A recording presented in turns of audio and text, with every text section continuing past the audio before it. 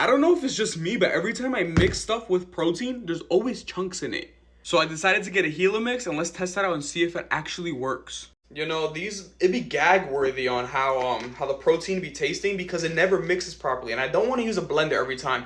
You know, I don't even care if you buy it in the link below. Literally, this is going to be a real review, you know? This is a lot of protein and I like my protein with water. I don't care about your opinion. I had the other shaker cups, the ones with the balls in it, but this one doesn't have it. So let's see if this is actually worth the price.